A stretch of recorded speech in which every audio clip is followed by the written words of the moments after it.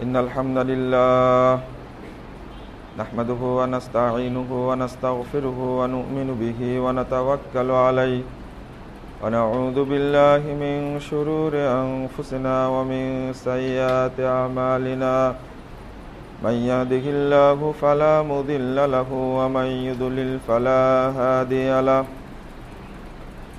وأشهد أن لا إله إلا الله وحده لا شريك له وأشهد أن محمدًا عبده ورسوله أما بعد فإن خير الحديث كتاب الله وخير الهدي هدي محمد صلى الله عليه وسلم وشر الأمور محدثاتها وكل محدثة بدعة وكل بدعة ضلالة وكل ضلالة في النار فقد قال الله تعالى في كلامه المجيد والفرقان الحميد أعوذ بالله من الشيطان الرجيم وقل جاء الحق وزهق الباطل إن الباطل كان زهوقا عن جابر رضي الله عنه قال جاء عمر بن الخطاب إلى النبي صلى الله عليه وسلم فقال هذه نسخة من التوراة ثم جعل يقرأ وسكت رسول الله صلى الله عليه وسلم وتغير وجه رسول الله صلى الله عليه وسلم فقال أبو بكر ثقلتك السواكل يا عمر أترى ما بوجه رسول الله صلى الله عليه وسلم فنظر عمر إلى وجه رسول الله صلى الله عليه وسلم وقال أعوذ بالله من غضب الله ومن غضب رسوله رضينا بالله ربا وبالإسلام دينا وبمحمد نبيا فقال رسول الله صلى الله عليه وسلم والذي نفسي بيد محمد لو بدا لكم موسى فاتبعتموه وتركتموني لضللتم عن سواء السبيل ولو كان حيا لاتبعني رواه البيهقي والدارقطني بإسناد صحيح যাবতীয় হামদ সানা মহান রব্বুল আলামিনের জন্য এবং যাবতীয় দরুদ ও তাসলিম বর্ষিত হোক শেষ নবী আহমদ মুজতফা মুহাম্মদ মুস্তাফা সাল্লাল্লাহু আলাইহি ওয়াসাল্লামের প্রতি। হাদিস জালিয়াতির স্বরূপ, এই শিরোনামে আপনাদের সামনে সংক্ষিপ্ত আলোচনা পেশ করার চেষ্টা করব ইনশাআল্লাহ। ওমা তাওফীকি ইল্লা বিল্লাহ আলাইহি তাওয়াক্কালতু ওয়া ইলাইহি উনীব। যদিও 2 মাস আগের খুতবায় আমি মূলনীতির উপরে আলোচনা করছিলাম, ওইটা আগামীতে আবার যখন আসবো ইনশাআল্লাহ তখন ওই আলোচনার সাথে যোগ করে দেব। কিন্তু এখন আমার কাছে প্রয়োজন মনে হয়েছে হাদিস জালিয়াতির যে রূপটা সেটা মুসল্লিদের সামনে প্রকাশ করে দেওয়া উচিত। আল্লাহ রাব্বুল আলামিন বলছেন সূরা বাকারা ৭৯ নম্বর আয়াত, ফাওয়াইলুল লিল্লাযীনা ইয়াকতুবুনাল কিতাব বিআইদিহিম ওয়া সুম্মা ইয়াকুলুনা হাযা মিন ইনদিল্লাহ লিয়াশতারু বিহি সামানান কলিলা।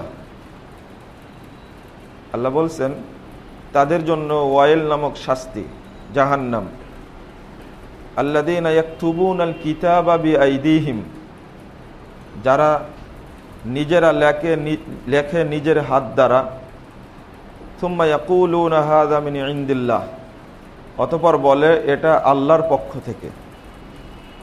কি জন্য লেখে? লিয়াশতারু বিহি সামানান কলিলা, তারা কিছু অল্প মূল্যে কিছু ক্রয় করতে চায়, অর্জন করতে চায়। আল্লাহ পরের বাক্যে বলছেন ফাওয়াইলুল লাহুম মিম্মা কাতাবাত আইদিহিম ওয়া মিম্মা ইয়াকসিবুন, তারা যা হাত দিয়ে লেখে এবং যা উপার্জন করে উভয়ের জন্য শাস্তি হলো ওয়াইল জাহান্নাম। এই কাজটা করতো মূলত ইহুদিরা। অতঃপর এই কাজটা পর্যায়ক্রমে মুসলিম নামের কলঙ্ক এক শ্রেণীর আলেম করে এসেছে। এটা মুসলিম জাতির জন্য সবচেয়ে বড় দুর্ভাগ্যজনক ব্যাপার। কিন্তু আল্লাহর একটা বড় ওয়াদা, আপনারা নিশ্চিত থাকুন, পৃথিবীর সমস্ত ইহুদি খ্রিস্টান গোষ্ঠী কোরআন এবং সহিহ হাদিসের বিরুদ্ধে আপ্রাণ ষড়যন্ত্র করে কোরআন সুন্নাহকে গোপন করতে পারেনি। কিয়ামত পর্যন্ত এই কাজটা করতে পারবেন না ইনশাআল্লাহ। কারণ আল্লাহ নিজে চ্যালেঞ্জ গ্রহণ করে নিয়েছেন, ওয়া ইন্না নাহনু নাযালনা যিকরা ওয়া ইন্না লাহু লাহাফিজুন, সূরা হিজর 9 নম্বর আয়াত। আমরা এই জিকির শরীয়তকে নাজিল করেছি এবং হেফাজত করার দায়িত্ব আমরা নিয়ে নিয়েছি। এটা আল্লাহ নিজেই বলছেন। অতএব আবু জাহাল যখন পারেনি, উতবা, সাইবা, আবুল আহাব যখন শরীয়তকে গোপন করতে পারেনি, কিয়ামত পর্যন্ত এরকম ব্রেনি, এইরকম পণ্ডিত, এরকম মানে কৌশলী, চৌকস, সততাপূর্ণ প্রতারক আবু জেহেলের চেয়ে আর জন্ম কেউ নেবে না। এটাতে আশ্বস্ত হওয়া যায় যে শরীয়ত অক্ষুণ্ণ থাকবে, এর মর্যাদাকে কেউ ক্ষুণ্ণ করতে পারবে না। যদিও ইতিপূর্বের কিতাবের তাওরাত, ইনজিল, জাবুরের দায়িত্ব আল্লাহ রাব্বুল আলামিন নেননি, যার কারণে সেগুলো সব বিকৃত হয়ে গেছে। ১,৫০০ বছর হতে যাচ্ছে, আল্লাহর শুকরিয়া, আলহামদুলিল্লাহ, আজ পর্যন্ত কোরআন এবং সহিহ হাদিসের উপরে কেউ কোনো করাঘাত করতে পারেনি যার মাধ্যমে শরীয়তকে গোপন করতে পারে। করেছে কিন্তু আবার প্রকাশ করে দিয়েছে, কেউ না কেউ কাউকে দিয়ে আল্লাহ প্রকাশ করে নিয়েছেন। কেন? আল্লাহর ওয়াদা, সূরা আনফাল ৮ নম্বর আয়াত, ওয়া ইউহিক্কুল হাক্কা ওয়া ইউবতিলুল বাতিল ওয়ালাউ কারিহাল মুজরিমুন। আল্লাহর দায়িত্ব হলো হককে, সত্যকে সত্য বলে প্রতিষ্ঠা করা আর বাতিলকে বাতিল বলে চিহ্নিত করা। ওয়ালাউ কারিহাল মুজরিমুন, যদিও অপরাধীরা খারাপ মনে করে যেটা প্রকাশ পেয়ে গেল। আবু জেহেলের গোপন তথ্য ফাঁস হয়ে যায়নি, গেছে। আবুল আহবের গোপন তথ্য ফাঁস হয়ে গেছে। সূরা আম্বে 18 নম্বর আয়াত আল্লাহ বলছেন, বাল ইয়াকযাফুল হাক্কা বিল বাতিল ফায়াদমাগুহু ফাইযা হুয়া যাহিক।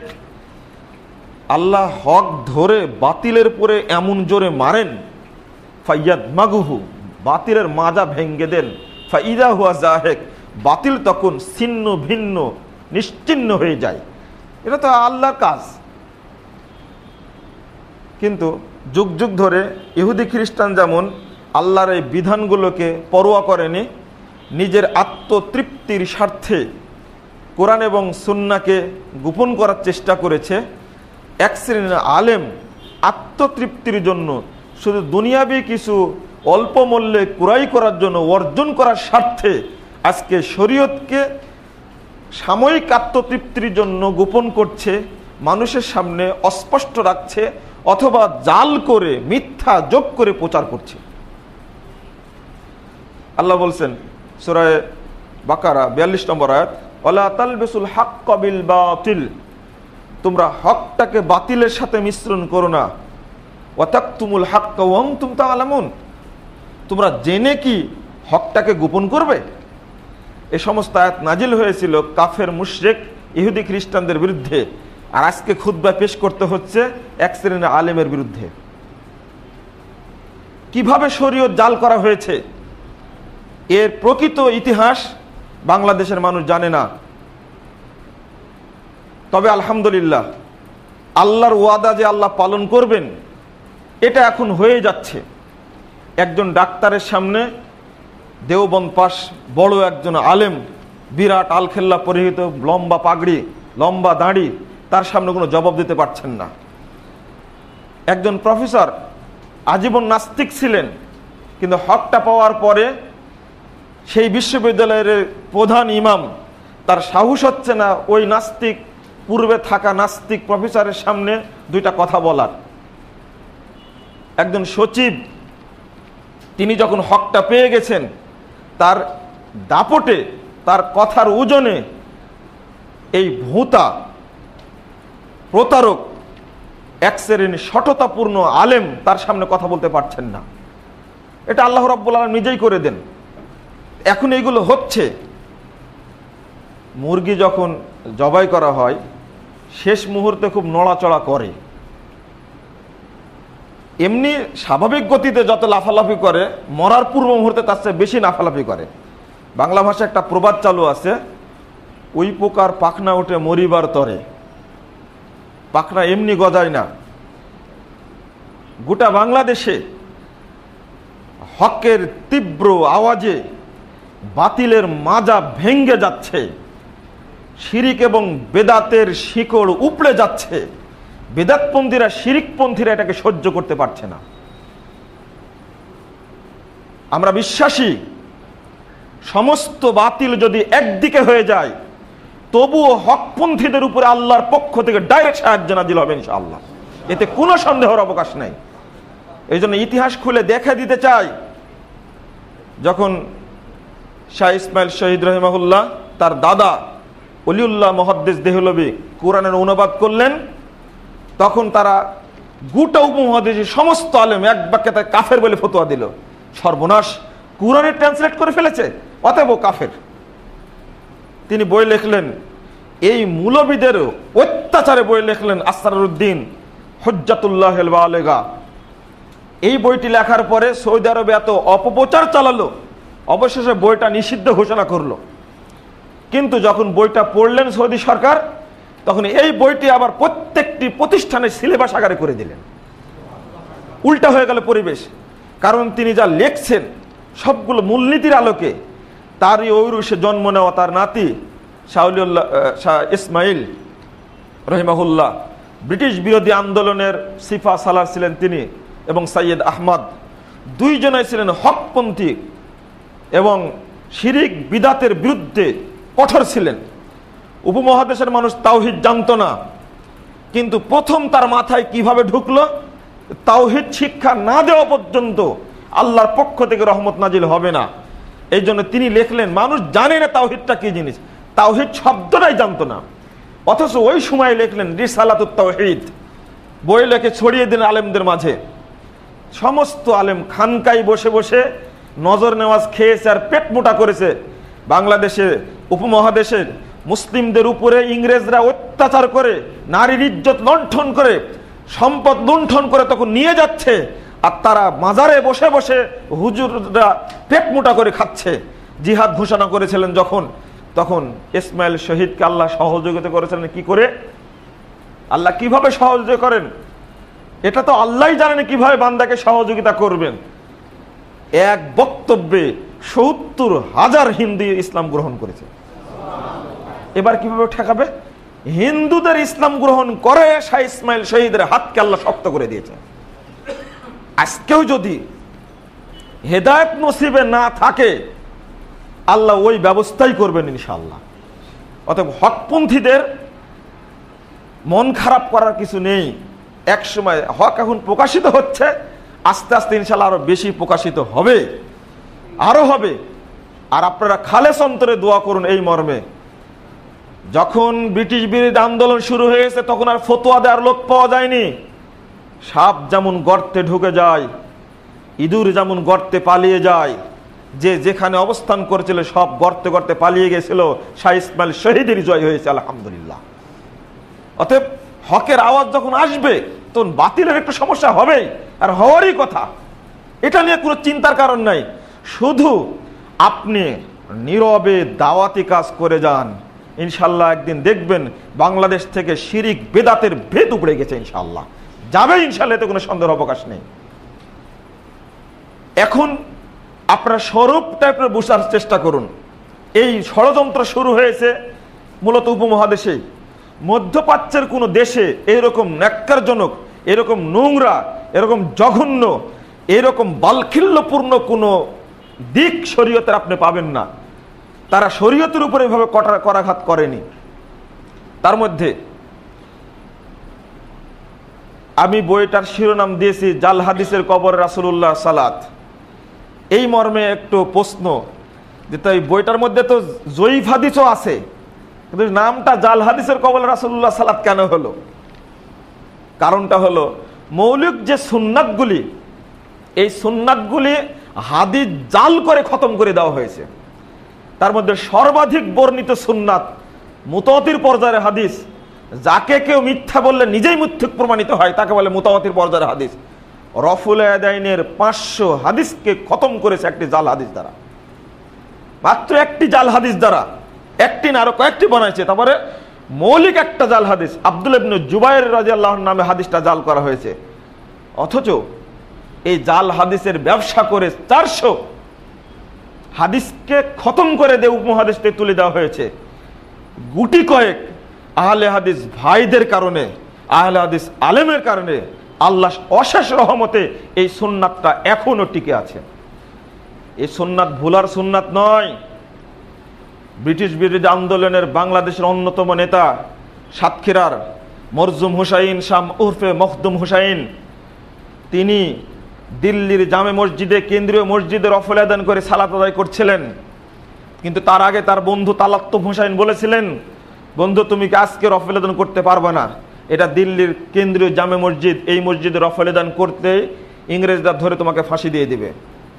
তালাত্তুফকে ধমক দিয়ে বলছিলেন, তুমি ভীতু এবং কাপুরুষ, মনে রেখো আজকে রফল আদান না করে যদি মারা যায় কাল কিয়ামতের মাঠে রাসূলের সামনে মুনাফিক হয়ে উঠবো। কিন্তু আজকে আমি রফল আদান করে ফাঁসির কাজটা ঝুলতে চাই, কিন্তু আল্লাহর সামনে রাসূলের সামনে আমি মুনাফিক হয়ে উঠতে পারবো না। রফল আদান করে ফেললো, ধরে ফেললেন ইংরেজরা, ধরে রায় হলো ফাঁসি। উনি আলহামদুলিল্লাহ পড়লেন। ফাঁসির কাস্টে যখন ঝোলাচ্ছে, দড়িতে যখন তাকে টাঙ্গানো হচ্ছে, একবার নয় দুইবার নয়, মৌতের ফয়সালা আসমানে হয়, তিনবার তার ফাঁসির দড়ি ছিঁড়ে গেছে। তাকে ফাঁসি দিতে পারেনি। 82 বিঘা সম্পত্তি বাজেয়াপ্ত করা হলো, তার বাড়িটাকে রাজকোষাগারে নেওয়া হলো। খালি হাতে একটা বদনা নিয়ে দিল্লি থেকে ফিরে এসে চলে আসলেন সাতক্ষীরায়। এটা হলো রফুল আদানের সুন্নাতকে কায়েম করার ইতিহাস। উপমহাদেশের বুকে এমনি চালু হয়নি। শাইখুল কুল ফিল কুল মিয়া নাজির হোসেন দেহলভি এই উপমহাদেশের বিখ্যাত একজন মুহাদ্দিস। আমি আশ্চর্য হয়েছিলাম 2011 সালে যখন দুবাই পিস টিভির আলোচনা যায়, এক ফাঁকে আমার গবেষণার জন্য বই কিনতে লাইব্রেরিতে গিয়েছিলাম। সেখানে একটি বই পেয়েছিলাম লাইব্রেরিতে, আল ইন্তেসার লি আহলিল হাদিস। এই বইটি আমি নিয়ে রেখেছি যে এটা কিনে নিয়ে আসবো। দুবাইয়ের এক ছাত্র, ওই ছেলেটা এসে বইটা দেখে বলছে যে এটা কে কিনবে। আমি বললাম যে আমি কিনবো। যা বই নিয়েছিলাম ওই ছেলেটা শুধু একটি বইয়ের কারণে সবগুলো হাদিয়া দিয়েছেন, 1 টাকা আমার কাছ থেকে নিতে দেননি। না, এটা আমি কিনে দেব। হাল আনতা আহলুল হাদিস, আমাকে জিজ্ঞেস করছে আপনি কি আহলে হাদিস? আমি বলছি আল্লাহি নাম, অবশ্যই আমি আহলে হাদিস। সঙ্গে সঙ্গে হাতে বাড়ি দিয়ে মোবাইলটা হাত থেকে নিয়ে তার নাম্বারটা আমার মোবাইলে সেভ করে দিয়ে, আরো 2 ভাই সাথে ছিলেন, সচক্ষে দেখছেন। ওই ভাইটা আবার পরিচয় দিয়ে বলছেন শুধু আহলে হাদিস না, বাংলাদেশে আহলে হাদিস যুবকদের তিনি প্রেসিডেন্ট। বলার পরে বুকে জোড়া ধরে নিয়েছেন, নেওয়ার পরে সব বইগুলো হাদিয়ে দিল। ওই বইটি নাম হলো আল ইন্তেসার লি আহলিল হাদিস, আহলে হাদিসদের বিজয়ের স্বরূপ লিখছেন।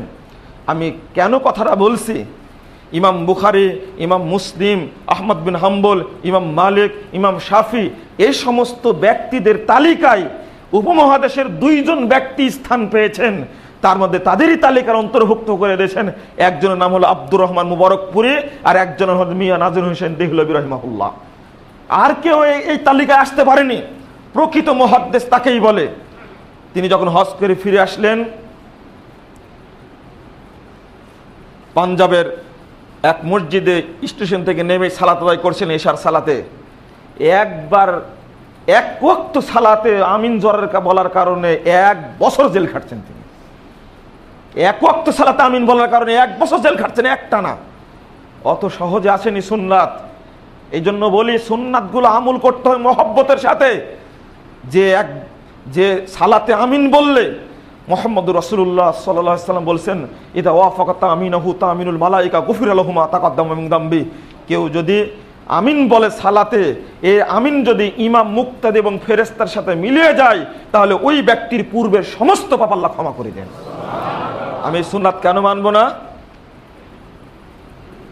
টানা 1 মাস সিয়াম পালন করলে যে নেকি হয়, সালাতে আমিন জোরে বললে সেই নেকি হয়। মুহাম্মদ সাল্লাল্লাহু আলাইহি ওয়াসাল্লাম বলেছেন, মান সামা রমাদানা ঈমানাও ওয়াহতিসাবা গুফিরা লাহু মা তাকাদ্দামা মিন যামবি। যে ব্যক্তি রমাদানের সিয়াম পালন করলো ঈমানের সাথে নেকির উদ্দেশ্যে, তার পূর্বের সমস্ত পাপ ক্ষমা করে দেওয়া হবে। ওই একই কথা রাসূল সাল্লাল্লাহু আলাইহি ওয়াসাল্লাম বলেছেন, যে ব্যক্তি আমিন বলবে এবং ফেরেশতাদের সাথে মিলে যাবে, ওই ব্যক্তির পূর্বের সমস্ত পাপ ক্ষমা করে দেওয়া হবে। আমি এই হাদিস জানার পরে আমি কেন সুন্নাতকে বাদ দিব? সুন্নাতের রক্ষক যারা, তারা ভক্ষক সাজতে পারে না।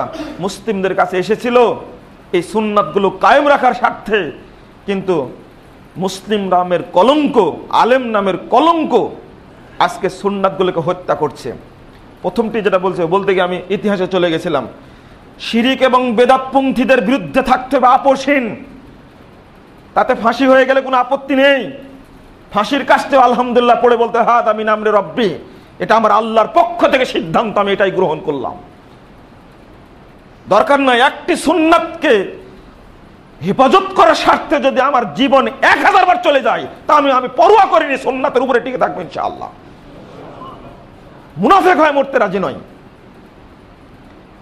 যখন মিনা প্রান্তরে বক্তব্য দিচ্ছেন নিমিজান মিয়া নাজুন হোসেন দেহলভী রহিমাহুল্লাহ, তখন তার বন্ধুরা এসে বলছে, 2 দিন বক্তব্য হয়ে চাপ দেওয়ার দরকার নাই, বেদাতিরা সব আজকে মিছিল করে তোমাকে একবার হত্যা করে দিবে। তখন দেখছেন ভাষাটা কি তার, इसी हरम में इमाम नसाई भी शहीद हुए जहां मेरे कत्ल के लिए मंसूरा हो रहे हैं, मैं अपने कत्ल के लिए आमादा हो भाई, बल्कि मैं इस तबलीग से बाज ना होंगे। শুনে রাখো, বিশ্ববিখ্যাত ইমাম নাসাইকে বেদাতিরা এখানেই হত্যা করেছে। বিখ্যাত মুহাদ্দিস, তাকে হত্যা করা হয়েছে যেখানে আমাকে হত্যা করার পরিকল্পনা করা হয়েছে। मैं अपने कत्ल के लिए आमादा हो, আমি আমার শহীদ হওয়ার জন্য, নিহত হওয়ার জন্য প্রস্তুত রয়েছে, কিন্তু এই তাওহীদের দাওয়াত থেকে আমি বিরত হব না। একটা হুঙ্কারে সব শেষ হয়ে গেছে। বিদাতিরা আজও জানে না হকপন্থীরা কিসের জাতি। মুহাম্মদুর রাসূলুল্লাহ সাল্লাল্লাহু আলাইহি ওয়াসাল্লামের বিরুদ্ধে বই লিখেছিল লঙ্গিরা রাসূল নামে শ্রদ্ধানন্দন, কোরআনের উপরে দাঁড়িয়ে পেশাব করত আর বক্তব্য দিত। এত বড় অপমান সহ্য করতে পারেননি, কোরআনের উপরে অপমান একজন ব্যক্তি সহ্য করতে পারেননি। যশোরের গাজী আব্দুর রশিদ সহ্য না করতে পেরে তিনি চলে গেছেন, একটা উপহার নিয়ে গেছেন। রঙ্গিলা রাসূল নামে বই লেগেছে, যে বলছেন যে আপনি নাকি কোরআন বাজার থেকে কিনে নিয়ে এসে তার উপরে দাঁড়িয়ে আপনি পেশাব করেন।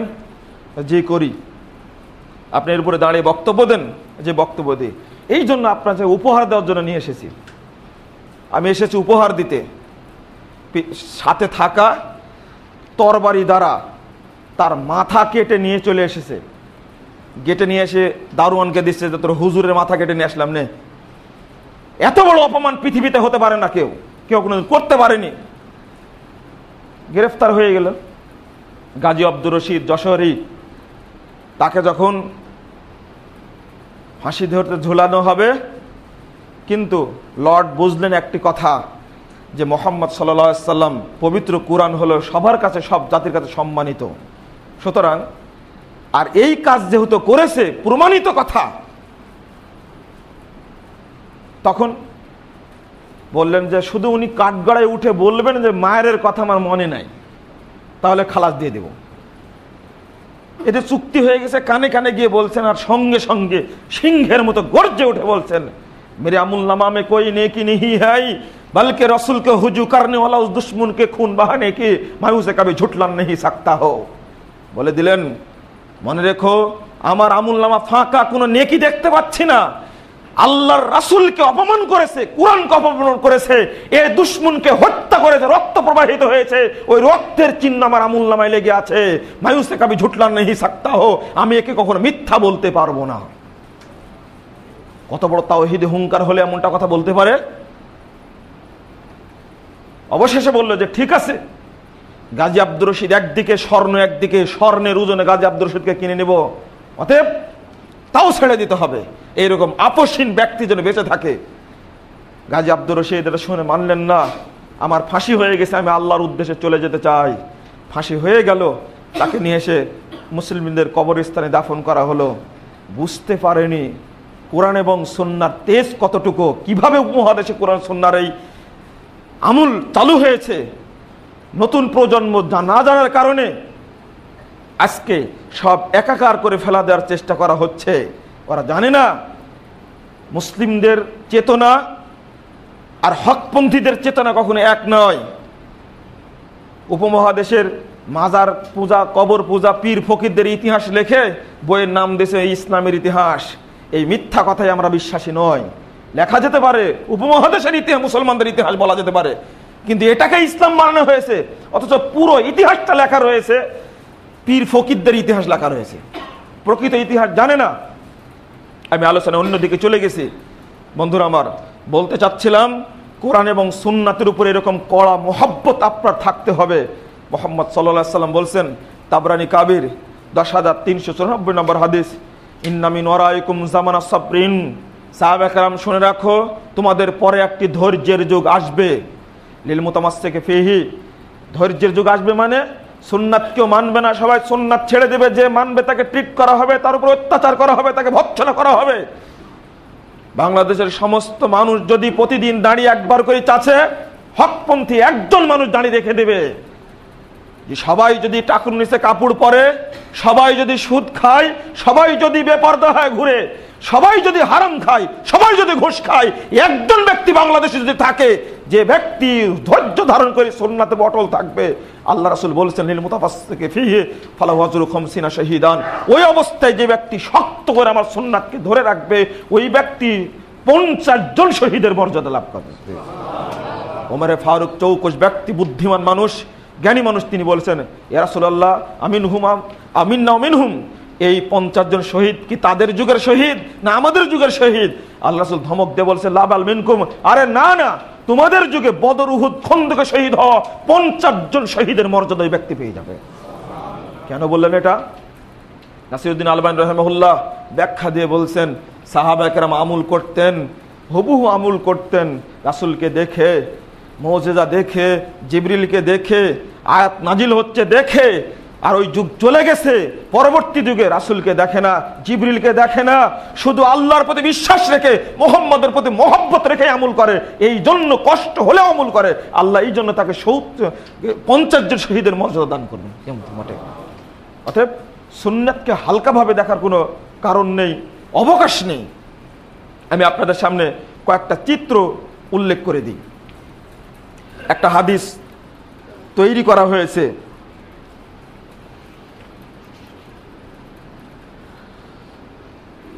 এই হাদিসটা নিয়ে আসা হয়েছে হেদায়ের মধ্যে থেকে, আমি সংগ্রহ করেছি।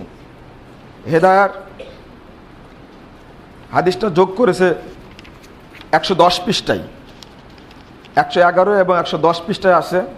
আর না আব্দুল্লাহ ইবনে জুবাইর রাজুলান ইয়ারফাউ ইয়াদাইহি ফিস সালাহ, জুবাইর রাদিয়াল্লাহু আনহু একজন দেখছেন যে রফুল ইয়াদান করছে সালাতের মধ্যে একজন ব্যক্তি, ইনদা রুকুই ওয়া ইনদা রাফি রাসিহি মিনার রুকু, রুকুতে যাওয়ার সময় এবং রুকু থেকে ওঠার সময়। ফাকাল, আব্দুল্লাহ ইবনে জুবাইর বললেন, লা তাফআল, তুমি এটা করো না। ফাইন্না হাদা শাইউন ফাআলাহু রাসূলুল্লাহ সাল্লাল্লাহু আলাইহি ওয়াসাল্লাম সুম্মা তারাকা, এটা এমন একটি কাজ যেটা আল্লাহ রাসূল করেছিলেন কিন্তু পরে তিনি ছেড়ে দিয়েছেন। আব্দুল্লাহ ইবনে জুবাইর নামে হাদিসটা তৈরি করা হলো। এটা আমি চ্যালেঞ্জ দিচ্ছি যে এই মর্মে কোনো হাদিস জাল হাদিসের গ্রন্থেও নাই। দেখুন, বিখ্যাত মুহাদ্দিস মুওয়াত্তা মুহাম্মাদের টিকাকার ডক্টর তাকিউদ্দিন তিনি বলছেন, লাকিন্না হাযাল আসারা লাম ইয়াজিদহুল মুখাররিজুন আল মুহাদ্দিসুন মুসনাদান ফি কুতুবিল হাদিস। তিনি বলছেন, মুওয়াত্তা মুহাম্মাদের টিকা করতে গিয়ে বলছেন, কিন্তু হাযাল আসার লাম ইয়াজিদহুল মুখাররিজুন আল মুহাদ্দিসুন, যারা হাদিসকে তাখরিজ করেছেন এবং যারা মুহাদ্দিস, তারা এই হাদিসের সনদ হাদিসের গ্রন্থ সময়ে পাননি। এই হাদিসটা নিয়ে চর্বিত চর্বণ করা হয়েছে কি করে? এবার দেখেন, হিদায়ার 11 পৃষ্ঠায় লেখা হচ্ছে, ওয়াল্লাযী ইউরা মিনার রাফে মাহমুলুন আলা ইবতিদায়ে কাযা নুকিলা আন ইবনে জুবাইর। রফলের হাদিসটা যে মানসুখ তাই বলছেন, যেটা রফলাইদের সম্পর্কে বর্ণিত হয়েছে মাহমুলুন আলাল ইবতিদা, এটা আসলে আগের যুগের আমল, সম্ভবত কাদা নুকিলা আনিল ইবনে জুবায়ের, যেমন ইবনে জুবায়ের থেকে বর্ণিত হয়েছে। প্রথম দরকার ছিল জুবায়ের রাদিয়াল্লাহু আনহুর এই হাদিসটি কোথায় বর্ণিত হয়েছে। কিয়ামত পর্যন্ত চ্যালেঞ্জ থাকলো, এই হাদিস আলেমরা তৈরি করেছে, এই হাদিস জাল হাদিসের গ্রন্থেও নেই। এটা নতুন টাটকা জাল করা, এটা টাটকা জাল করা। এটা এই হাদিসটা দ্বারাই ইসলামিক ফাউন্ডেশনকে বলছে এবার তারাও মানুষ, কবরে তাদেরকেও যেতে হবে। এই মিথ্যা অংশটা যোগ করেছে আল হেদায়া প্রথম খণ্ডের ৮৬ পৃষ্ঠার মধ্যে উল্লেখ করেছে। এটা অনুবাদ করতে গিয়ে এই কথাটা উল্লেখ করেছেন। এরপরে আরো দুঃখজনক ঘটনা হলো এই ১০২ পৃষ্ঠা সহিহ বুখারীর মধ্যে ইমাম বুখারী যে ৫টি হাদিস নিয়ে আসছেন রফল এদান করার, এই ৫টি হাদিসকে খতম করার জন্য বুখারী টিকা লিখতে গিয়ে সাহারানপুরি আহমদ সাহারানপুরি এই আব্দুল্লাহ বিন জুবায়ের হাদিসটা যোগ করেছে, যেটা উপমহাদেশে পড়ানো হয়। হাদিসটা বড় লম্বা হাদিস, মূল বুখারী, এই বুখারী টিকাই যোগ করা হয়েছে করে যেন উস্তাদ ব্যাখ্যা দিতে গিয়ে এই আব্দুল্লাহ বিন জুবায়ের মিথ্যা হাদিসটা দ্বারা 5টা হাদিসকে যেন খতম করতে পারে। আরো দুঃখজনক হলো এই সহিহ আল বুখারী আধুনিক প্রকাশনী প্রথম খণ্ডের ৩২১ এবং ৩২২ পৃষ্ঠা আপনি খুলেন, এই আব্দুল্লাহ বিন জুবায়ের মিথ্যা জাল বানুয়াট উদ্ভট বর্ণনাটা উল্লেখ করে অনেক পর্যালোচনা করে বুখারীর 5টি হাদিসকে খতম করতে চেয়েছে এই আধুনিক প্রকাশনী। যদি আধুনিক প্রকাশনীর কেউ চেয়ারম্যান থাকেন, কেউ যদি সভাপতি থাকেন, আমি তার প্রতি অনুরোধ করে বলবো, বাঁচার স্বার্থে, কাল কিয়ামতের মাঠে তো বাঁচবেই না, কবরে ধরা খাবেন আপনি। ইসলামিক ফাউন্ডেশন কর্মকর্তাদেরকে বলবো, আপনারা হেদায়া অনুবাদ করতে গিয়ে মিথ্যা বর্ণনা যোগ করেছেন, যদি তুলে না দেন কাল কিয়ামতের মাঠে বাদী হব আমি নিজে, আপনি হবেন কাল কিয়ামতের আসামি। বাঁচার কোনো পথ থাকবে না, আগে বের করতে হবে।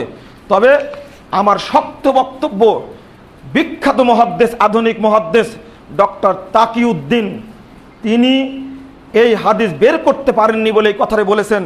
লাকিন হাদাল আসার লাম ইয়াজিদহুল মুখাররিজুন আল মুহাদ্দিসুনা মুস্তাদান ফি কুতুবিল হাদিস, হাদিসের গ্রন্থ সময়টা নেই।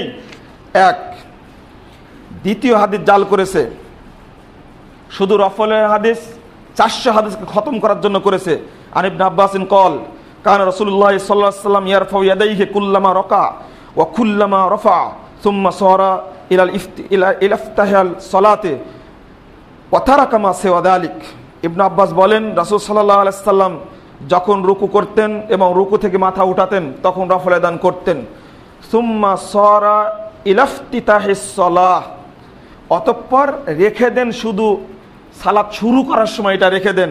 ওয়া তারাকা মা সিওয়া যালিক, এই একবার প্রথম রফল এদান করা ব্যতীত আর যেখানে রফল এদান করতেন এগুলো সব বাদ দেওয়া হয়েছে, আর তিনি করতেন না। এই হাদিসটা ইবনু আব্বাসের নামে জাল করা হলো। অথচ এই হাদিস সম্পর্কে ইমাম ইবনুল জাওজি বলছেন, হাদানাল হাদিসান লা ইয়ারিফান আসলান ওয়া ইন্নামাল মাহফুজ আনহুমা খিলাফা যালিক। তিনি বলছেন যে এই দুইটা হাদিস, আব্দুল্লাহ বিন জুবায়ের আর ইবনু আব্বাসের হাদিসটা লা ইয়ারিফানে আসলান, এর এই হাদিসটার কোনো পরিচিতি নেই। ওয়া ইন্নামাল মাহফুজ আনহুমা খিলাফু যালিক, বরং ইবনু আব্বাস থেকে এবং আব্দুল্লাহ ইবনে জুবায়ের থেকে তার উল্টাটাই বর্ণিত হয়েছে। অর্থাৎ ইমাম বুখারী রাহিমাহুল্লাহ তার জুজুর রফুল ইয়াদিন বইয়ের মধ্যে আব্দুল্লাহ ইবনে জুবায়ের থেকে হাদিস নিয়ে আসছেন, আন্নাহু কানা ইয়ারফাউ ইয়াদাইহি ইনদাল খাফজি ওয়া রাফহি।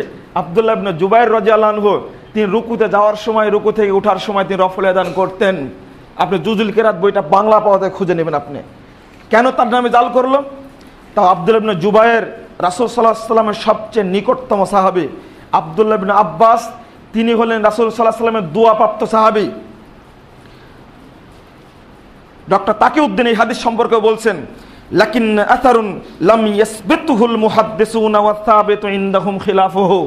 বলতে মুহাদ্দিস, হাদিস রচনা করা হলো বটে, কিন্তু মুহাদ্দিসগণের নিকটে এর কোনো ভিত্তি নেই, বরং তার উল্টাটায় ভিত্তি রয়েছে। উল্টাটা ভিত্তি কি? আন আবি হামজাতা মাওলা বানি আসাদ ক্বালা রাআইতু ইবনে আব্বাস ইয়ারফাউ ইয়াদাইহি ইযা ইফতাতাহা আস-সালাতা ওয়া ইযা রাকা ওয়া ইযা রাফা রাসাহু মিনার রুকু। এটা মুসাব ইবনে শাইবা 2532 নম্বর হাদিস। আবু হামজা মাওলা বানি আসাদ তিনি বলছেন, আমি ইবনে আব্বাসকে রফল আযান করতে দেখেছি ইদা ইফতাতাহা আস-সালাহ, যখন সালাত শুরু করতেন, ওয়াইদা রকা, যখন তিনি রুকু করতেন, ওয়াইদা রফা রাসাহু মিনার রুকু, এবং রুকু থেকে যখন মাথা উঠাতেন তখন রফল আযান করতেন। আলবানী রাহিমাহুল্লাহ বলছেন হাদিসের সনদ সহিহ, সিলসিলা জয়ীফার মধ্যে তিনি পর্যালোচনা নিয়ে আসছেন 6044 নম্বর হাদিস। তাহলে বোঝা গেল ইবনু আব্বাস রফল আযান করতেন, অথচ তার নামে হাদিস জাল করা হয়েছে। সবচেয়ে বড় বিষয় হলো ইবনু আব্বাস থেকে যে বর্ণনাটা করা হলো কোন হাদিস গ্রন্থে পাওয়া গেল? পৃথিবীর কোন হাদিস গ্রন্থে সেটা পাওয়া যাবে না। অথচ তারা এই হাদিসটা কেন সংকলন করতে চাইলেন? নিয়ে আসছেন কোথায়? নাসবুর রায়ের মধ্যে হাদিসটা আসছে। নাসবুর রায় আল্লামা জাইলাইর, হানাফি মাযহাবের বিখ্যাত পণ্ডিত মানুষ আল্লামা জাইলাই, ওই জাইলাইর বইয়ে ইবনু আব্বাসের নামে হাদিসটা জাল হিসাবে উল্লেখ করা হয়েছে।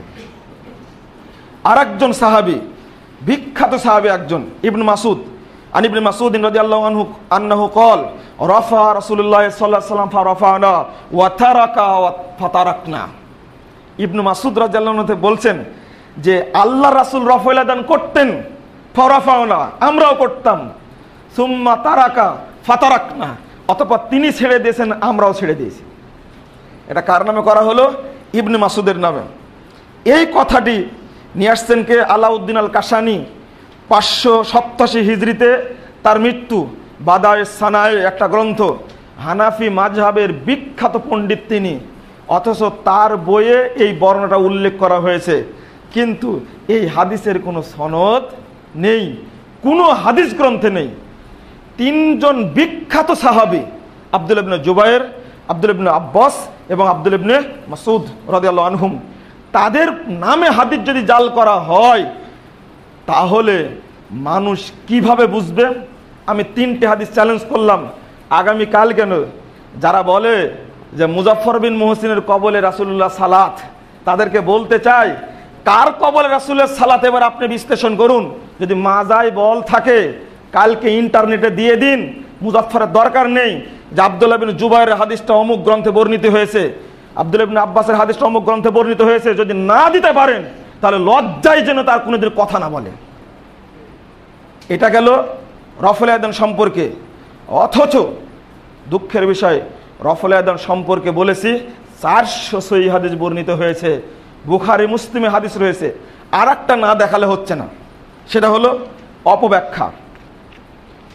একটা বই বের হয়েছে নবীজির নামাজ, ডক্টর ফাইসাল মাদানি।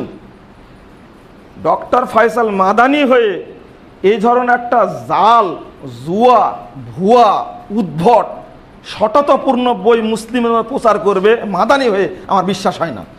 আল্লাহ আমাকে মাফ করুক, আমি একটা সন্দেহ করে বলছি, সম্ভবত এই লেখক নামে কোনো মানুষই নাই, এমনি মানুষের নামে ছাপানো হয়েছে, অনুবাদ করেছে একজন ব্যক্তি মাদানি বলে। মাদানিদের জন্য এইরকম দুঃখের খবর হতে পারে না। মদিনা বিশ্ববিদ্যালয়ে পড়ে রাসূলের হারামের মধ্যে থেকে মসজিদে নববীতে সালাত আদায় করে একজন মাদানি এরকম একটা জঘন্য কাজ করবে, এটা হতেই পারে না। আমি বিশ্বাস করি না এটা হতে পারে। আমার 1% বিশ্বাস আছে, বাকি 99% বিশ্বাস নাই আমার। এত বড় নোংরা কাজ করতে পারবে এটা আমার বিশ্বাসই হয় না। কারণ সে দীর্ঘ 5 থেকে 6 বছর সেখানে পড়াশোনা করেছে, মসজিদে নববীতে সালাত আদায় করেছে, আল্লাহ রাসূল সাল্লাল্লাহু আলাইহি সাল্লামের কবর সেখানে আছে। এত বড় জাজল্যমান জায়গায় গিয়ে এত বড় মিথ্যা, জুয়া, জাল কথা লিখতে পারে, এটা হতেই পারে না, এটা ভাবতেই পারে না, এটা চিন্তাই করতে পারে না। এটা তাও একজন আলেমের নামে নাম দেওয়া হয়েছে মাদানি। যে না, আমি সংশোধনের জন্য বলছি। কেন?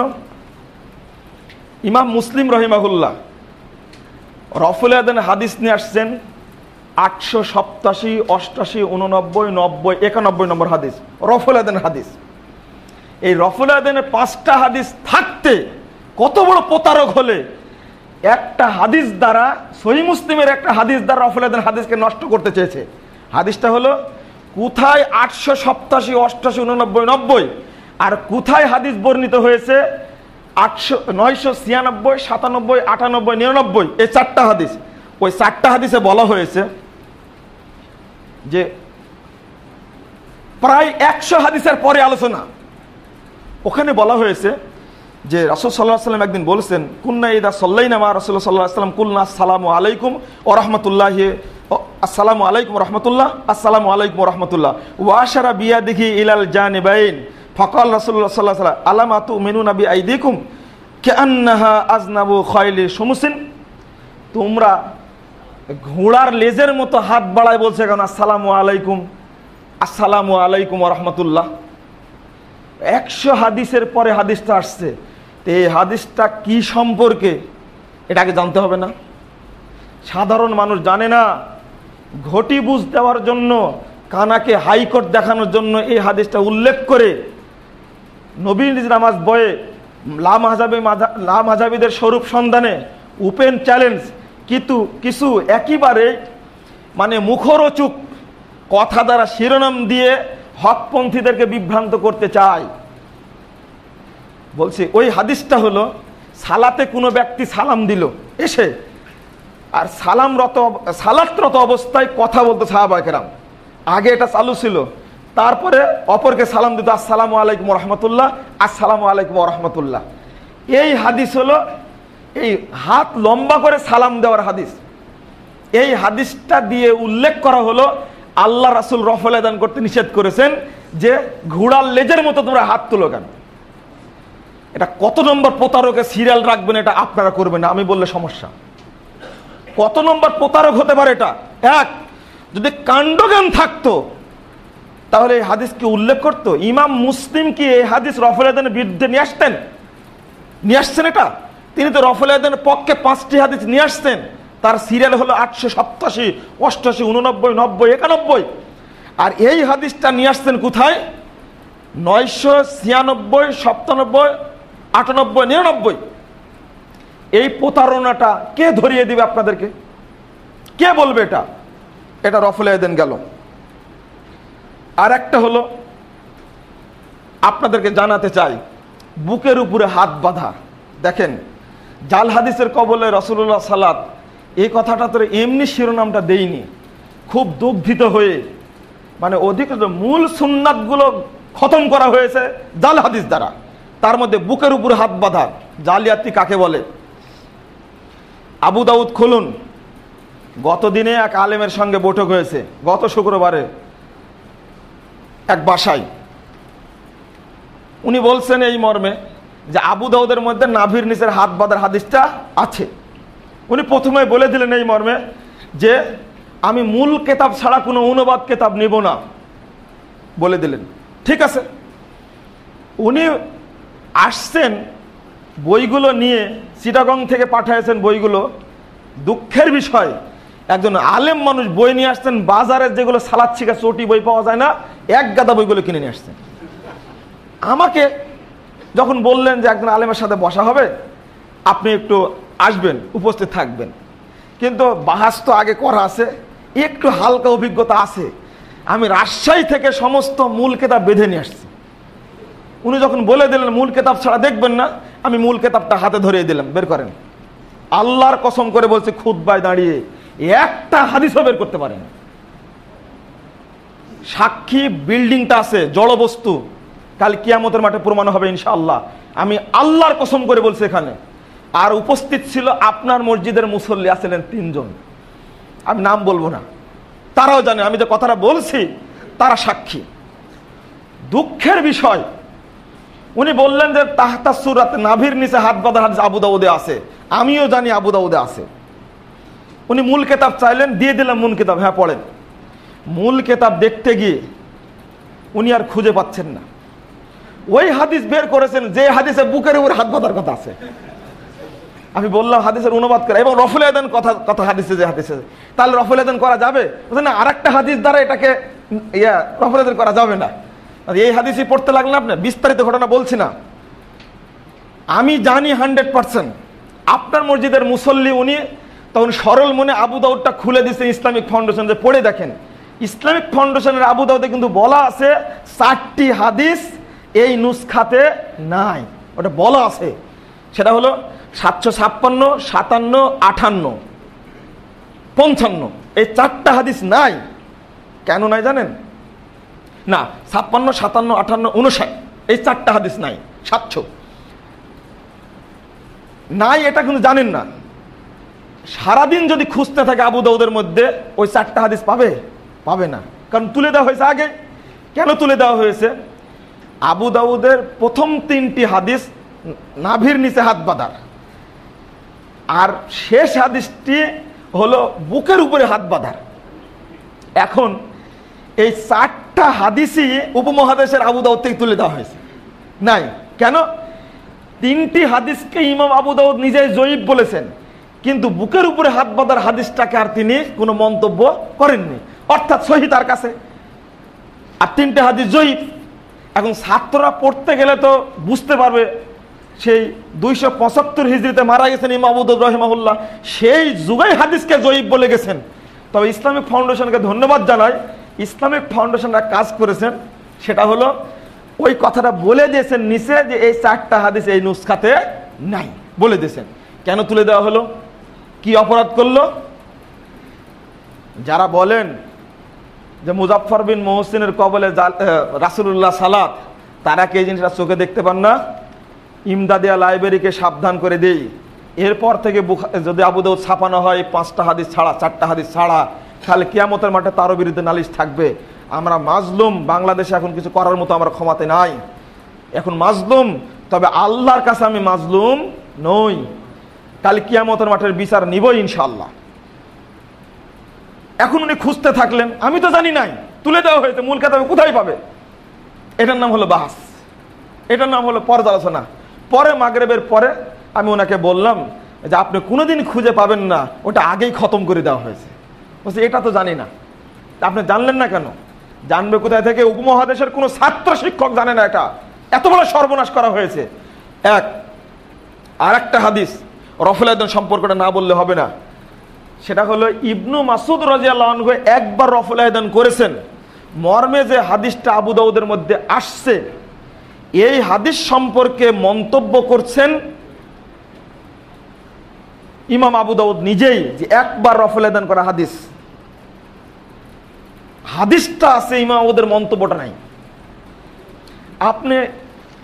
আপনি ইসলামিক ফাউন্ডেশন আবেদনটা খুলেন, ওখানে আবার আছে, কিন্তু যেটা ছাত্র শিক্ষক পড়ে খারেজি মাদ্রাসায়, ওখানে নাই।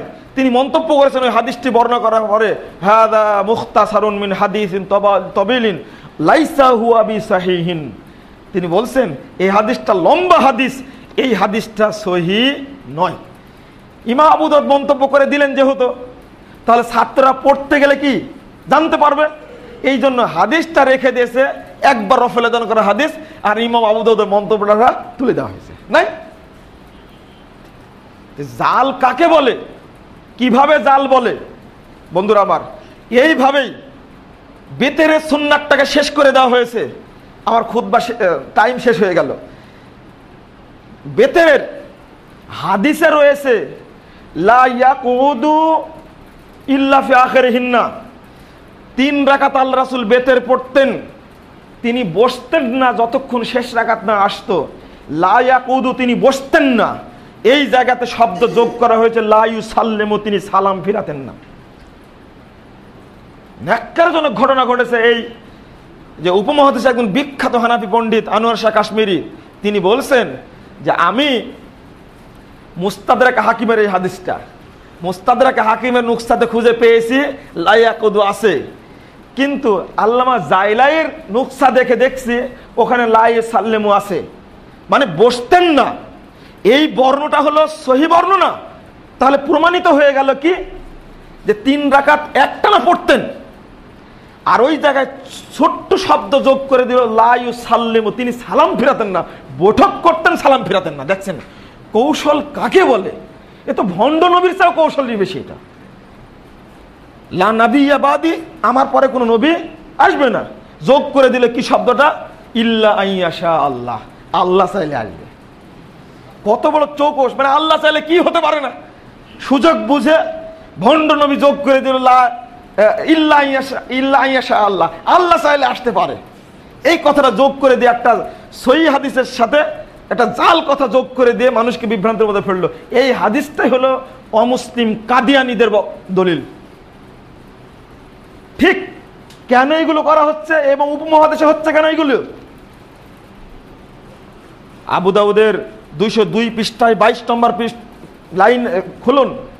আবু দাউদে ওই জায়গায় ছিল যে ইশরিনা লাইলাতান, ওই জায়গাতে যোগ করেছে লাইলাতান স্থানে শুধু রাকাতান শব্দ বসায় দিয়েছে। যদিও হাদিসটি জয়ীফ, এরপরে করেছেন কি ইশরিনা রাকাতান, 20 রাকাত। এই তারাবির জায়গা 3 জায়গায় 4 জায়গায় তারাবির 8 রাকাত তারাবি খতম করে 20 রাকাত প্রতিষ্ঠা করার জন্য 3 জায়গায় 4টা জায়গায় হাদিস জাল করা হয়েছে, 4 জায়গায়। আজকে বলার সময় নয়, তবে তারাবির রাকাত সংখ্যা একটি তাত্ত্বিক বিশ্লেষণ একটা বই আছে। এই বইটার মাধ্যমে হাজার হাজার লাখো মানুষ ওই ভুয়া 20 রাকাত তারাবি ছেড়ে সহিহ হাদিস অনুযায়ী 8 রাকাত তারাবি পড়ছে বলে এক শ্রেণীর আলেম ওই বইটার বিরুদ্ধে ক্ষিপ্ত হয়েছে। আমি এটাকে পরোয়া করি না। ইনশাআল্লাহ আগামী দিনে মানুষ সহিহ হাদিসটা জানতে পারবে, আর যত আলোচনা হবে তত হক প্রকাশিত হবে, আর তত বাতিল পরাভূত হবে ইনশাআল্লাহ। আল্লাহ বলছেন ওয়াকুল জাল হক ওয়া যাহাকাল বাতিল ইন্নাল বাতিলা কানা যাহুকা। হক এসে গেছে, বাতিল চুরমার হয়েছে, বাতিল চুরমার হওয়ারই যোগ্য। মুহাম্মদুর রাসূলুল্লাহ সাল্লাল্লাহু আলাইহি ওয়াসাল্লাম এই আয়াতটা তখন পড়েছিলেন যখন মক্কা বিজয়ের দিনে ঢুকে যখন মূর্তিগুলোকে লাঠি দিয়ে মারছে আর ভাঙছেন, তখন বলছেন ওয়াকুল জাল হক ওয়া যাহাকাল বাতিল, হক এসেছে, বাতিল চুরমার হয়েছে, বাতিল চুরমার হওয়ারই যোগ্য। যদিও মক্কা থেকে তাড়িয়ে দেওয়া হয়েছিল, কিন্তু ওই রাসূল বিজয়ী বেশে মদিনায় ঢুকেছিলেন। এটাই হলো প্রমাণ। আজকে মিথ্যা দ্বারা সত্যকে ঢাকার চেষ্টা করা হচ্ছে, কিন্তু একদিন আল্লাহ হক দ্বারা মিথ্যাকে ধ্বংস করে দিবেন ইনশাআল্লাহ। সেই দিন বেদাতীদের ইঁদুরের গর্তে ঢুকা ছাড়া বিকল্প কোনো পথ থাকবে না ইনশাআল্লাহ। যারা শিরকপন্থী বেদাতপন্থী তাদেরকে বলছি সর্বশেষ আহ্বান, হেদায়েতের মালিক হলেন আল্লাহ, আমি শুধু আলোচক মাত্র। আপনার পিছে আমার সময় বের করার দরকার নেই। কথাগুলো বললাম, যদি হেদায়েত নসিবে থাকে ইনশাআল্লাহ হেদায়েত পাবেন। কারণ রাসূলের মুখ থেকে সরাসরি হেদায়েত শুনে, হেদায়েতের বাণী শুনে আবু জাহাল ইসলাম গ্রহণ করেনি, কিন্তু বেলাল আম্মার ইসলাম গ্রহণ করেছিলেন। অতএব হেদায়েতটার কথা বলুন, যেই যত বড় গলাবাজি করুন না কেন, যতই আপনি ইন্টারনেটে তোলপাড় সৃষ্টি করুন না কেন, আল্লাহর কাছে একটি কথা খালেস অন্তরে বলুন, ইহদিনাস সিরাতাল মুস্তাকিম। একটা কথা বলুন, কারণ ওই কথাটা আবু জাহাল উতবা সাইবা, আবু জাহাল ছিল আবুল হেকাম, জ্ঞানীর পিতা। এই ওহীকে প্রত্যাখ্যান করার কারণে তার নাম হয়েছে আবু জাহাল।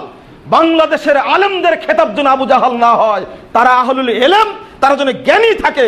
আমি তাদের প্রতি অনুরোধ করছি, তির্যক ভাষায় কোরআনের বিরুদ্ধে হাদিসের বিরুদ্ধে কথা বলবেন না। আল্লাহ আপনার মুখটাকে বন্ধ করে দিতে পারেন। কালকে কবরে ঠকবেন, কিয়ামতের মাঠে ঠকবেন। কালকে কার সুপারিশে জান্নাতে যেতে চান আপনি? আপনার গলাবাজি মরার আগ পর্যন্ত, মরার পরে তারপরে কি হবে আপনার, আপনি চিন্তাটা করছেন না? বাংলাদেশের হাজারো লাখো প্রমাণ রয়েছে, অসংখ্য বেদাতি বেদাত চেঞ্জ করে সহিহ হাদিস অনুযায়ী আমল করা শুরু করেছে। আপনিও আত্মসমর্পণ করুন। যদি রোম সম্রাট হিরাক্লিয়াস যদি শিক্ষা অর্জন করতে পারে আবু সুফিয়ানের কথা অনুযায়ী, আপনি কেন পারেন না? আবু সুফিয়ানের সাথে কথা বলে রোম সম্রাট বলে দিয়েছিলেন ওয়াইন কানা হাক্কান মা তাকুল, আবু সুফিয়ান তুমি এক বোকা মানুষ, মক্কা মদিনা সম্পর্কে ভয় পাচ্ছ। ওয়াইন কানা হাক্কান মা তাকুল, তুমি যে কথা বলছো তোমার কথাই যদি হক হয়ে থাকে, ফাসায়ামলিকুমা তাহতা কদামাইয়া, মক্কা মদিনা শুধু নয়, রোম সম্রাটের এই সিংহাসন পর্যন্ত মুহাম্মদ অলংকৃত করবে একদিন। ওয়াইন কান কুনতু ইনদাহু, আমি রোম সম্রাট যদি আজকে মুহাম্মদের কাছে থাকতাম, লা গসলতু কদামাইহি, আমি তার 2 পা ধুয়ে দিয়ে থেকে সম্মান দান করতাম। কেন মনে পড়ে না সহিহ বুখারী 7 নম্বর হাদিসটা? খুঁজে দেখুন।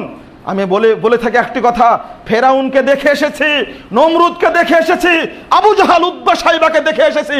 আল্লাহ রাব্বুল আলামিন নমরুদকে জুতার বাড়ি দিয়ে শাস্ত করেছেন, ফেরাউনকে বাহারে কুলজুমে ডুবায় শাস্তা করেছেন, আর আবু জাহাল আবু লাহাবকে 2টা বাচ্চা ছেলেদের আবু জাহালকে বদরের প্রান্তরে 60 করে ফেলে রেখেছেন। এটা আল্লাহ সবকিছু পারেন। অতএব কোরআন সুন্নাহ নিয়ে দ্বন্দ্ব নয়, হকের কাছে আত্মসমর্পণ করে সেজদাতে ভুল সংশোধন করে নিন। যদি করতে পারেন, আমার সবচেয়ে আক্ষেপের বিষয়, একজন বড় মানুষ জেলখানায় বন্দী, তিনি আমার কাছে লিখেছেন 9 পৃষ্ঠার পত্র। এটা আজকের নয়, সব গোপন রাখছিলাম। আজকের আমি জেলখানায় যাওয়াতে সব প্রকাশ পেয়ে গেছে। 2013 সালের 25শে ডিসেম্বর তিনি লিখছিলেন, ভুল সংশোধনে সফলতা আছে, ব্যর্থতা নেই, লজ্জার কিছু নেই। জাজল্য পত্র আমার কাছে আর বহু মানুষের কাছে চলে গেছে তখনই ফটোকপি আকারে। আর এই কথাটাকে বলেছে মুজাফফর বিন মুহসিন, ডাহা মিথ্যা কথা বলছে। এটা হতেই পারে না, হতে পারে না। জেলখানায় জিজ্ঞেস করে আসো, আর যদি তুমি সত্যায়ন করতে চাও মুজাফফরের কাছে পত্রটা নিয়ে যাও। 9 পৃষ্ঠার পত্র, 1 পৃষ্ঠার নয়। এই একটাকে মিথ্যা বলার অর্থ হলো জীবনটাই তাদের মিথ্যা। এটা একটা প্রমাণ, এটা জাজল্য প্রমাণ। কেন সাহস থাকলে মুজাফফরকে জিজ্ঞেস করতে পারে না? আমি বলছি, ভুল হলে সংশোধন করে নিন মরার আগেই, তাহলে পূর্বের সমস্ত ভুল আল্লাহ নেকিতে পরিণত করে দিবেন। অতএব এখানে কোনো কারো ক্রেডিট নেই। ক্রেডিট হলো কোরআন এবং সুন্নাহর সামনে আত্মসমর্পণ। আল্লাহ রাব্বুল আলামিন আমাদেরকে কোরআন সুন্নাহর সামনে আত্মসমর্পণ করার তৌফিক দান করুন, আমিন। আল্লাহ তুমি বাংলাদেশটাকে পুরো সহিহ হাদিসের দেশ হিসাবে কবুল করে নাও, আমিন। আল্লাহ তুমি বাংলাদেশের মানুষের শিরিক বেদাত পন্থী যারা, তাদের অন্তরটাকে তুমি নরম করে দাও, তাদের শিরিক ছেড়ে বেদাত ছেড়ে তাদেরকে হকপন্থী করার সুযোগ করে দাও, আমিন। আল্লাহ তুমি আমাদেরকে হেদায়েত দান করো, আল্লাহুম্মা আমিন। আকুলু কাউলি হাদা আস্তাগফিরুল্লাহ লি ওয়া লাকুম ওয়া লিসাইরিল মুসলিমিন।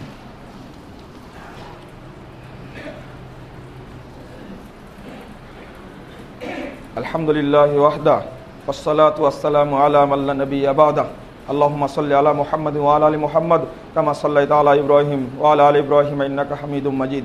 আল্লাহুম্মা বারিক আলা মুহাম্মাদিন ওয়া আলা আলি মুহাম্মাদ কামা বারাকতা আলা ইব্রাহিম ওয়া আলা আলি ইব্রাহিম ইন্নাকা হামিদুম মাজিদ।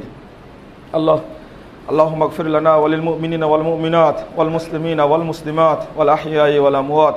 আল্লাহুম্মা আইজ্জিল ইসলাম ওয়াল মুসলিমিন। আল্লাহুম্মা আইজ্জিল ইসলাম ওয়াল মুসলিমিন। আল্লাহুম্মা আনসুর মান নাসারা দীনা মুহাম্মাদিন সাল্লাল্লাহু আলাইহি ওয়াসাল্লাম ওয়াজআলনা মিনহুম ওয়াখযুল মান খাযালা দীনা মুহাম্মাদিন সাল্লাল্লাহু আলাইহি ওয়াসাল্লাম ওয়া লা তাজআলনা মিনহুম। সম্মানিত মুসল্লিবৃন্দ, আমি আপনাদের সামনে একটা অনুরোধ করতে চাই। আপনাদের আল্লাহ অনেক টাকা সম্পদ দিয়েছে, বাড়ি গাড়ি অনেক দিয়েছে। আপনারা আমাদের বইগুলো প্রিন্ট করার ব্যাপারে এবং বিতরণের ব্যাপারে সহযোগিতা করুন। যত আপনি সহযোগিতা করবেন, বইটা যত তাড়াতাড়ি চারিদিকে চলে যাবে, ইনশাল্লাহ তত শিরিক বিদআত পরিষ্কার হবে। আমি লেখক মাত্র, সংকলক মাত্র, আমার অল্প ছোট টোটোফাটা যা বুদ্ধি দিয়েছে তার দ্বারা আমি লিখেছি। এর দ্বারা যদি বড় একজন পণ্ডিত মানুষ যদি চেঞ্জ হতে পারেন, আমার বিশ্বাস এই বইটা কার্যকরী, ইনশাল্লাহ কার্যকর হবে। এজন্য আপনাদেরকে এগিয়ে আসার জন্য আমি বিনীত অনুরোধ করছি। লাখ লাখ কপি তিনি ছাপাতে বলেছেন, আপনারা অন্তত হাজার হাজার কপি ছাপাই দিন অন্তত। এটা পারেন, টাকা নিয়ে কবরে গিয়ে কোনো লাভ হবে না, দাওয়াতি কাজে ব্যয় করুন। আল্লাহ তুমি আমাদের তৌফিক দান করো, আমিন। রব্বানা আতিনা ফিদ দুনিয়া হাসানা ওয়া ফিল আখিরাতি হাসানাতাও ওয়া কিনা আযাবান নার। রব্বানা তাকাব্বাল মিন্না ইন্নাকা আনতাস সামিউল আলিম।